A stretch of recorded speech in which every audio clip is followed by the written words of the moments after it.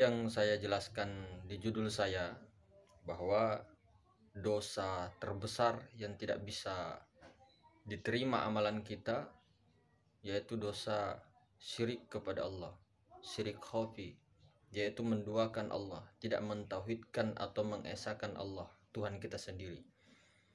Jadi bagaimana kita ini harus kembali kepada diri sebenar-benarnya diri. Karena diri ini ada tiga, yaitu ada diri terdiri, yaitu Adam. Kemudian yang kedua ada diri terperi, yaitu Muhammad. Yang ketiga ada diri sebenar-benarnya diri atau hakikat sebenarnya diri adalah rahasia, yaitu zat itu sendiri. Kita di sini bukan mengatakan bahwa kita ini adalah Tuhan, tidak, karena Tuhan dengan hamba itu tidak akan bersatu, tidak akan bersama, tapi tidak boleh diceraikan, karena kapan-kapan diceraikan itu musyrik, syirik khafi namanya. Maka perlu dipahami bahwa kita itu pertama-tama mengenal diri harus mengenal itu siapa Adam, kemudian siapa Muhammad, siapa Allah, siapa Tuhan, dan siapa Sang Maha Hidup. Karena semua itu berbeda, akan tetapi pada hakikatnya itu satu sebenarnya, tunggal di dalam kebesaran dan kudrat iradatnya, hayatnya, semuanya tunggal. Cuman ada perbedaan tersendirinya di sini. Kemudian kita itu harus meneliti ataupun bahkan mendalami apa hadis qudsi yang disampaikan oleh Allah Subhanahu wa taala melalui Nabi kita Muhammad SAW, al-insanu sirri wa ana sirru. Insan itu adalah rahasiaku dan akulah rahasianya, kata Allah, ya. Begitu ya. Kemudian yang dipahami di sini, insan itu adalah sebenar-benarnya yang manusia ini. Nah, manusia itu yang berjalan itu, yang bergerak itu, alam semesta itu insan juga dibilangnya. Itu adalah sejatinya, hakikatnya adalah af'al atau perbuatan Allah. Nah, kemudian af'al ini hakikat-hakikatnya sejatinya ini adalah sifatnya Allah. Kemudian sifat ini adalah hakikatnya adalah zat, tapi zat di sini zat hayun, bukan zat hayat.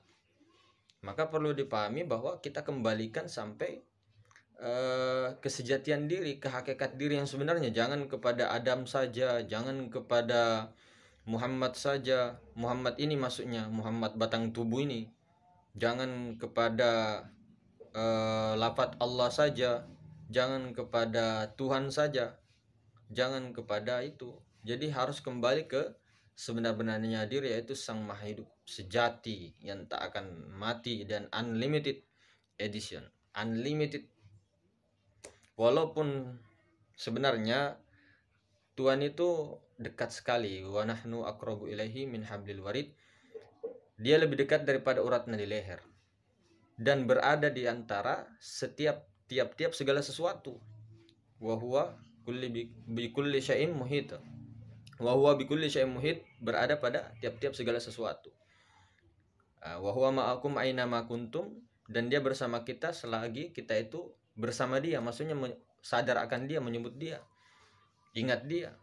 Akan tetapi tunggu dulu, ini seperti perkataan mursyid kita, yaitu Ayahanda Profesor Dr. Kiai Haji Syekh Qadirun Yahya, mursyid Thariqat Naqsabandiyah Khalidiyah. Maka Tuhan itu memang dekat dan tidak terpisah dengan hambanya, tidak bersatu, tapi tidak terpisah, dekat sekali, sangat dekat, tidak ada jarak.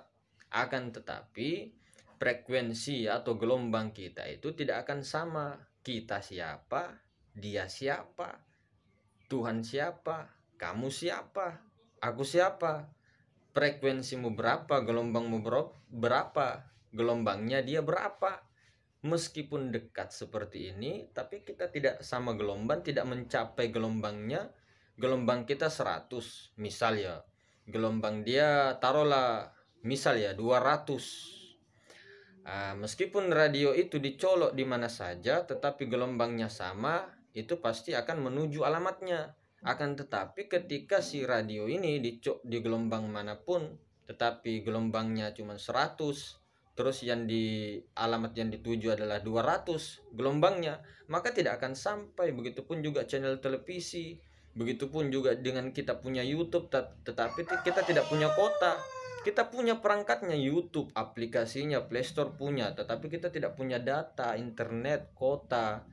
Begitu juga dengan kita harus online kan dulu ini rasa kita ini, bukan hanya di akal. Karena yang kita pelajari ini adalah ma'rifat secara ilmiah, secara akal.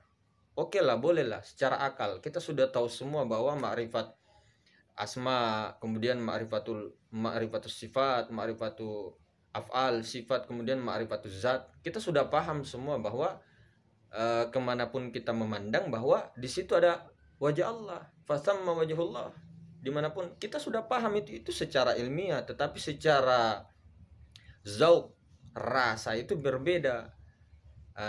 Makanya di dalam bab rasa ini kita tidak bisa dijelaskan kepada publik, kepada orang. Dia harus rasakan sendiri. Dengan apa? Dengan mencari guru pembimbing, mursyid, thariqah yang lurus kepada Rasulullah SAW. Karena kenapa? Ini mursyid itu bukan perantara, tetapi channel. Ini adalah channel mursyid itu. Channelnya itu ditumpahkan kepada Rasulullah SAW melalui malaikat Jibril dari Allah, kemudian dari Sayyidina Rasulullah SAW menumpahkan kepada sahabat-sahabatnya. Nur itu tadi, channel itu tadi, sir itu tadi. Kemudian sahabat-sahabat kepada tabi'in, kemudian tabi'in, kemudian ulama-ulama dan mursyid-mursyid, kemudian para khalifah-khalifahnya menyebar semua. Di situ ada sirnya, kita wajib berbaiat kepada itu karena ini adalah pengalaman ruhani yang tidak bisa kita serta-merta untuk menceritakannya pada seseorang yang belum paham. Akan tetapi di sini yang kita bahas, yang saya bahas di konten-konten sebelumnya adalah ma'rifat secara ilmiah, dan itu pun sudah lumayan dan sudah bagus karena ini masuk di dalam tauhid, iman. Kan ada 3, ada Islam, iman, kemudian ihsan. Ihsan itulah masuk di bab zauq, bab rasa itu tadi. Kalau iman itu masuk di bab tauhid. Nah, tauhidnya Ahlussunnah wal Jamaah apa? Imam Asy'ari, kemudian Imam Maturidi. Mazhabnya terserah mau pilih apa. Kalau di Indonesia Imam Asy-Syafi'i rahmatullah alaih. Kemudian tasawufnya ya Imam Al-Ghazali, Syekh Imam Junaid Al-Baghdadi. Kemudian ikut kepada mursyid-mursyid thariqah kita, sanadnya dari mana. Jadi seperti itu. Kalau ada pertanyaan, kalau belum mempunyai guru mursyid, banyak-banyak sholawat. Karena tarekat itu jalan apapun, banyak-banyak sholawat.